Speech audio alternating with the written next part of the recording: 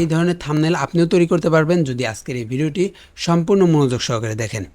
আর PhD file পেতে চান সেক্ষেত্রে সম্পূর্ণ ভিডিও দেখেন। আমি ভিডিওর কোনো একটা অংশে আমি বলে দিব, ধরা চলে এই থাম্বনেলটার আজকে ব্রেকডাউন করা হবে। তো চলুন শুরুতে আমরা ফটোশপটা ওপেন করে নেব। ফটোশপ ওপেন করার পর আমরা এখান থেকে এই যে ফরগ্রাউন্ড এবং ব্যাকগ্রাউন্ড কালার যে আছে সেই কালারটা আমরা এখানে আমাদের যে ব্যাকগ্রাউন্ড লেয়ার আছে ব্যাকগ্রাউন্ড কালার এখান থেকে আমরা অল্ট্রা ব্যাক স্পেস দিলে আমাদের উপরের কালারটা যাবে, ফরগ্রাউন্ড কালারটা এখানে আমাদের ক্যানভাসে বসে যাবে। ওকে, ব্যাকগ্রাউন্ড কালারে এটা থাকলো। এরপর আমরা এখান থেকে টেক্সট নেব। শুরুতে যে কোনো ফন্ট দিয়ে আমরা আগে সাজিয়ে নিই, তারপর আমরা ফন্টটা চেঞ্জ করতে পারি। আমরা টেক্সটটা দিয়ে দিলাম। টেক্সটটা এখন আমরা কন্ট্রোল-T দিব, কন্ট্রোল-T দিয়ে একটু ছোটো করে নিই। এরপর আমরা কিবোর্ড থেকে অল্টা চাপ দিয়ে এটা কপি করে নিলাম। তারপর এটা আবার অন্য একটা টেক্সট দেব, এটা আমরা কন্ট্রোল-T দিয়ে বড় করে নিই। কন্ট্রোল চাপ দিয়ে ধরে মাউস দিয়ে ড্র্যাগ করলেই এটা ডুপ্লিকেট হয়ে যাবে। ওকে, আমরা পরের লেখাটা এখান থেকে লিখে দিচ্ছি। এরপর আমাদের একটা নিচে টেক্সট আছে, সেই টেক্সটটা এখান থেকে দিয়ে দেবো। আমার লেখালেখির কাজগুলো শেষ, টেক্সট যে আমাদের লেখা সেই কাজগুলো শেষ। এখন আমরা এইভাবে সাজানোর চেষ্টা করব, এখানে যেভাবে সাজানো আছে সেভাবে সাজাবো। তারপর আমরা কালার গ্রেড করব, কেমন? তো আমরা শুরুতে উপরের যে লাইনটা সেই লাইনটা আমরা আগে দেখে নিই, যার প্রতিটা কথায় এই যে উপরের লাইন এটা আমরা সাজাবো।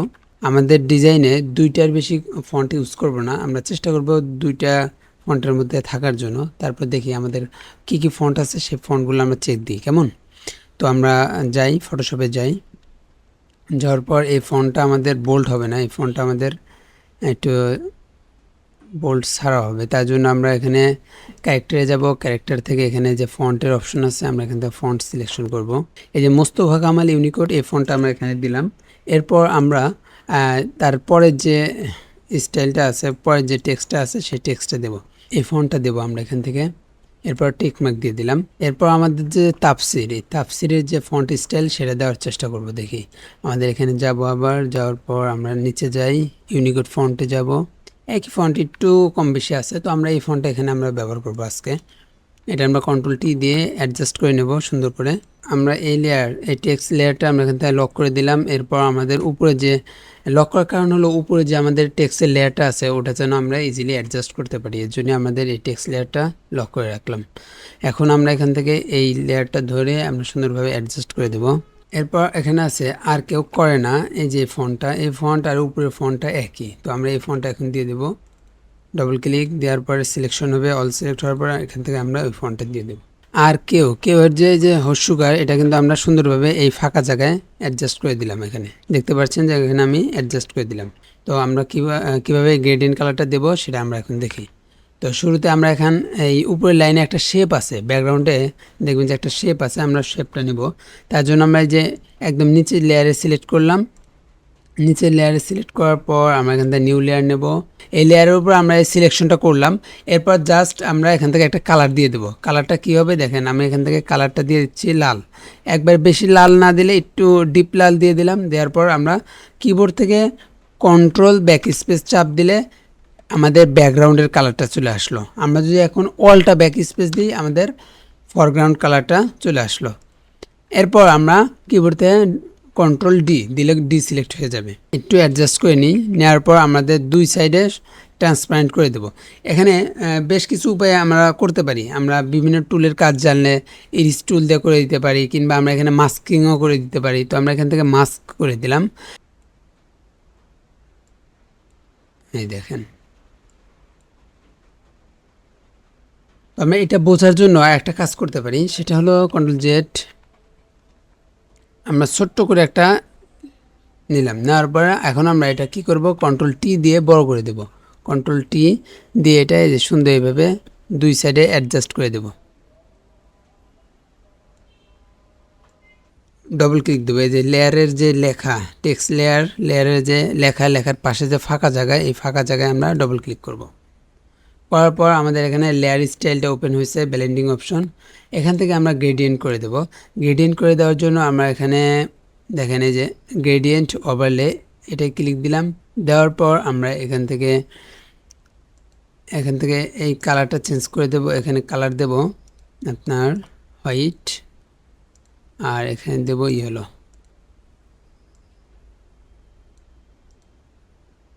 এই যে অ্যাঙ্গেল যে অপশনটা আছে এই অ্যাঙ্গেল অপশনটা আমরা অ্যাডজাস্ট করব। দেখেন এই অ্যাঙ্গেল অপশন এতক্ষণ 90 ডিগ্রি দেওয়া ছিল, আমরা এটা 0 করে দিই। এটা আমরা 0 করে দিছি, অ্যাঙ্গেল অপশনটা 0 করে দেব। 0 করে দেওয়ার পর আমরা এখান থেকে রেডিয়াল তো দিলাম, স্টাইলটা রেডিয়াল, আর অ্যাঙ্গেল অপশন 0। আর এখান থেকে আমরা আবার এখানে যাব, এখানে যাওয়ার পর আমরা এইভাবে অ্যাডজাস্ট করে দেব। এটার পজিশন আমরা দেখেন আমাদের পজিশন হবে যে হৃদয়টা বেশি হাইলাইট হবে, আর দুই সাইডে আমাদের সাদাটা বেশি থাকবে। ওকে, আমরা এখানে স্টকের যে সাইজটা দিলাম 8%। আর এখানে পজিশন আউটসাইড থাকবে, ব্যালেন্স মোড থাকবে নর্মাল, আর অপাসিটি 100। ঠিক আছে, এখান থেকে আমরা কি করলাম, স্ট্রোক দিলাম। এরপর এটা আমরা ওকে করে দেব। এরপর আসি আমাদের তাফসির। এই তাফসিরে দেখেন আমরা তাফসিরের যে ব্যালেন্স মোড আছে, ব্যালেন্স মোডে যাব। এখান থেকে যাব গ্রেডিয়েন্ট ওভারলে। যাওয়ার পর আমাদের ওই গ্রেডিয়েন্টে বসে যাবে। যাওয়ার পর আমরা এখান থেকে গ্রেডিয়েন্টে দেওয়ার পর আমরা স্টক দিয়ে দিলাম। স্টক 8%ই থাক। 8% থাকার পর আমরা এখন আমরা এখান থেকে স্টকটাও দিয়ে দিচ্ছি। এখন আমাদের নেক্সট কাজ দেখেন, আমাদের এই যে তাফসির, এই তাফসিরের যেই কাজটা করলাম সেটা যদি আমি দেখাই, এখানে কী করছি, এখানে গ্রেডিয়েন্ট দিচ্ছি। ঠিক আছে, গ্রেডিয়েন্ট আপনার গ্রেডিয়েন্টের সেটিংটা দেখতে পাচ্ছেন। ডবল ক্লিক দেওয়ার পর এখানে গ্রেডিয়েন্ট অপশনে আছে হলো আপনার হলুদ আর সবুজ। তো আমরা এখান থেকে দুইটা কালার বিশিষ্ট কালারটা নেওয়ার পর আমরা এখান থেকে কালার দিয়ে দেব। ওকে, কালারটা লাইট করে দেওয়ার পর স্কেলটা আমরা অ্যাডজাস্ট করে নিই। স্কেল অ্যাডজাস্ট করে নেওয়ার পর আমাদের এখানে কাজ শেষ। আমরা এখন এখান থেকে এটার স্টকটা দিয়ে দিলাম 8%, এটারও 8% স্টকটা দিয়ে দিলাম। দিয়ে দেওয়ার পর আমরা এখান থেকে ওকে। এখন আমাদের এটার কাজ মোটামুটি ক্লিয়ার। তো আমরা এখান থেকে একটা ইমেজ নেব। এখন Ctrl+O দিয়ে আমরা একটা ইমেজ নিয়ে আসি। ডেস্কটপে আমাদের ইমেজটা আছে, আমরা এখান থেকে একটা ইমেজ নিয়ে আসি। তারপর এটা আমরা ব্যাকগ্রাউন্ড রিমুভ করতে পারি। তো আমরা ব্যাকগ্রাউন্ড কীভাবে রিমুভ করব, আমরা এর আগে অনেক টিউটোরিয়াল দেখছি। কুইক সিলেকশন টুল থেকে আমরা সিলেক্ট সাবজেক্ট করি। আমাদের সিলেক্ট সাবজেক্ট করার পর আমাদের এই মাইক্রোফোনের অংশটুকু আমরা নেব। এখান থেকে আমরা এভাবে সিলেকশন করে নিই। ওকে, আমাদের এটা এখন এখান থেকে কী করব, আমরা এখান থেকে এখান থেকে মাস্ক যে অপশন আছে, লেয়ার মাস্ক, এখানে ক্লিক করে দেবো। আমাদের ব্যাকগ্রাউন্ডটা সুন্দর রিমুভ হয়ে গেছে। এখন আমরা এখানে Ctrl+T দিয়ে অ্যাডজাস্ট করে নিই সুন্দর করে। আমরা গ্রুপ টেক্সটের লেয়ারটা যে গ্রুপ করছিলাম সবগুলো টেক্সটের লেয়ার, এটা আমরা অন করে দিই। আনহাইড করে দেওয়ার পর আমরা এটা এখন ব্যাকগ্রাউন্ডে কাজ করব। তারপর এটা আমাদের এই গ্রুপটা আমাদের লক থাকবে। লক থাকার পর আমাদের এই ইমেজে কাজ হবে। দেখেন আমাদের এই ইমেজগুলো Ctrl+T,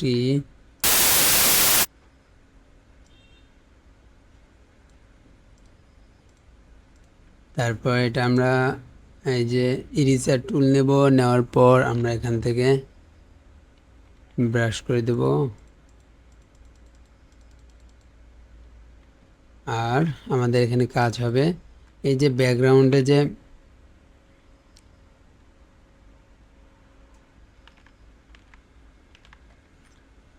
আমাদের এই ইমেজটা আবার নেব এখান থেকে। এখন আমাদের যে ব্যাকগ্রাউন্ডে যে দুটো ইমেজ দিচ্ছি, এই ইমেজটা একটু কালারাইজ করব। কালারাইজ করে হালকা একটু ব্লার করে দেব। কিবোর্ড থেকে কন্ট্রোল চাপ দিয়ে এই লেয়ারের উপর যতগুলো লেয়ারের উপর আপনারা ক্লিক করবেন সবগুলা সিলেক্ট হয়ে যাবে। তো এই দুটো ইমেজ এখন মার্জ করে নেব। Ctrl+E দিয়ে মার্জ করে নেওয়ার পর আমরা Ctrl+U দেব। আমরা স্যাচুরেশনটা বাড়িয়ে দেব, দেখেন কালারাইজ হয়ে যাবে। আমরা বেশি দেব না কালার আমরা স্বাভাবিক রাখবো যাতে করে ন্যাচারাল লাগে। এরপর আমাদের যে টেক্সটের লেয়ারগুলো আমরা গ্রুপ করছি ওই লেয়ারটা আমরা আনলক করে আমরা এখানে অ্যাডজাস্ট করে দেব। Ctrl+T দিয়ে এভাবে সুন্দরভাবে অ্যাডজাস্ট করে দেব। আমরা বিভিন্ন জায়গায় বিভিন্ন ধরনের কালার দেব যাতে করে আমাদের থাম্বনেলটা একটু হাইলাইট হয়। তো তার জন্য আমরা আবার নিউ লেয়ার নিলাম। নেওয়ার পর আমরা এখান থেকে ব্রাশ টুল নিয়ে আমরা বিভিন্ন জায়গায় বিভিন্ন ধরনের কালার দেওয়ার চেষ্টা করবো একটু। তো আমাদের কাজটা এখন মোটামুটি শেষ। এই ধরনের থাম্বনেল আপনিও তৈরি করতে পারবেন যদি আজকের এই ভিডিওটি সম্পূর্ণ মনোযোগ সহকারে দেখেন। আর যদি পিএইচডি ফাইল পেতে চান সেক্ষেত্রে সম্পূর্ণ ভিডিও দেখেন। আমি ভিডিওর কোনো একটা অংশে আমি বলে দিব, কমেন্ট করতে পারেন যে আপনার পিএইচডি ফাইল দরকার, সেক্ষেত্রে আমি পিএইচডি ফাইলের লিঙ্কটা আপনারা দিয়ে দেবো। যাতে করে আপনারা প্র্যাকটিস করতে পারেন কিংবা আপনাদের মন মতো এই ধরনের থাম্বনেল বানাতে পারেন।